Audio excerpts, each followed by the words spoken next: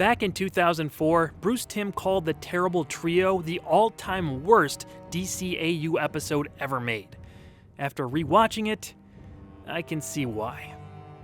Warren Lawford, Armand Lydecker, and Gunther Hardwick are three rich heirs to individual family fortunes who think they've conquered every challenge money can buy, so they seek out a new thrill by becoming a trio of masked criminals just for the sport of it.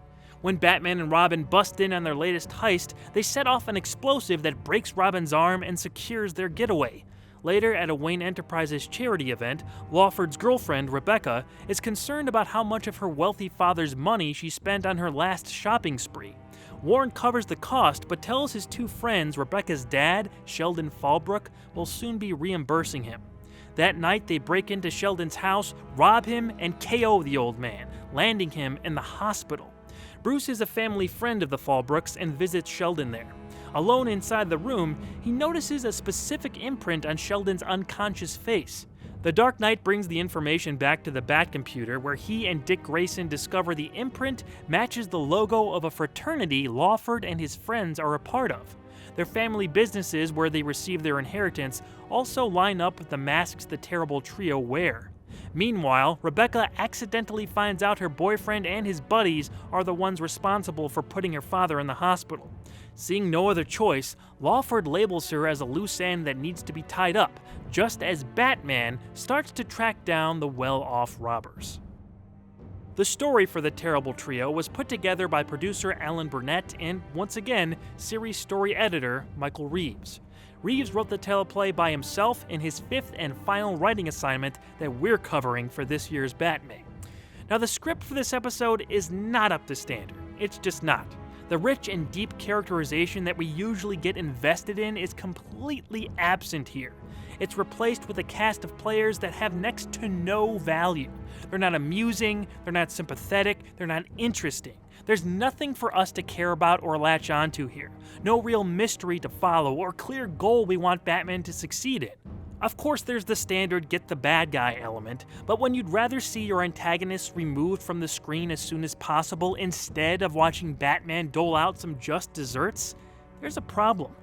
Even if these characters were subpar from their comic book origins, usually this show could turn that around in a reinterpretation. I'm harping on this because it's so rare to see this show not reach the standard of quality we're used to. It's only one of a few major issues, but the main idea of a small group of non-threatening rich guys robbing other rich people is not compelling in the slightest. I'm sure it could have been made that way, but the final product does not get there. Maybe something big was lost in the translation from page to screen, I'm not sure. Michael Reeves was involved in the writing of some of my favorite episodes of this show, and Alan Burnett has Two-Face, Mudslide, and Read My Lips to his name, writing or co-writing the stories for those and a couple more good to great episodes. Director Frank Parr also has a few classics to his credit, like Shadow of the Bat Parts 1 and 2 and Paging the Crime Doctor, but his skills do little to improve an already flat story. Although I can say that the climax was strung together pretty well. There are actually a couple decent shots in there that would, most of the time, make for some very strong visuals. However, they aren't even close to what they could have been because of this installment's biggest negative aspect, the animation. This was the only episode Jade Animation worked on by themselves, though they did provide the ink and paint services on If You're So Smart, Why Aren't You Rich and Day of the Samurai. I mentioned in my review of the latter how subpar the animation work was. At the time, I blamed it on the main animation company for those installments, Blue Pencil SI, but after once again seeing The Terrible Trio, I think Jade Animation should also be held accountable. Almost every scene in this moves at a very odd pace. They give Robin creepy lips, there are inconsistencies throughout, all the established characters look off-model or like their faces are melting as they speak, and like I said previously, any shots that could have looked great move in a distractingly awkward fashion. It's too bad because the climax has a great backdrop. It's just about the only thing that I was into. While Blue Pencil SI didn't work on anything DCAU related after Day of the Samurai, Jade stayed on board and went on to animate 4 episodes of the Superman show.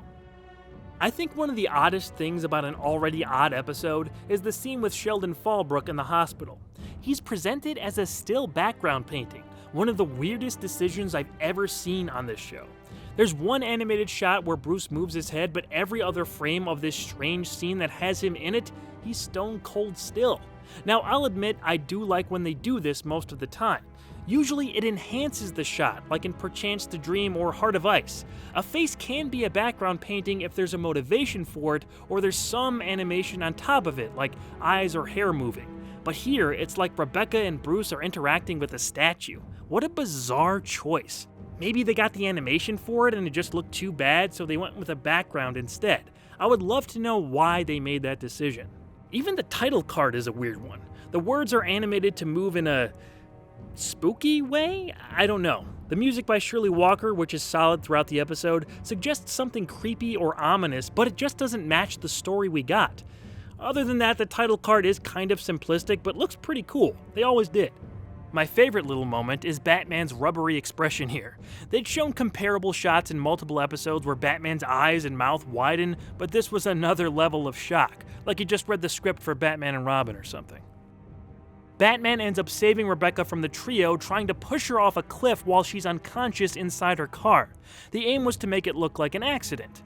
The Dark Knight then subdues the crooks one by one in a snow-covered forest area, apprehending Lawford last. We cut to a prison cell sometime later. It's Warren's first day in the slammer as he's locked inside his new home with cockroaches and an intimidating cellmate. The story finishes on Lawford, horrified by his new surroundings. I'll quickly mention that Warren Lawford was voiced by Bill Mumy. Mumy is famous for his Twilight Zone appearances from when he was a kid. He's still a working actor today, and it was a nice little surprise to see him in the credits. Just a cool little tidbit where Batman and the Twilight-tober Zone cross over. I do have a source for that claim I made earlier about this being Bruce Timm's least favorite episode. Apparently, Timm has been posting in the forums of AnimeSuperhero.com for nearly 20 years.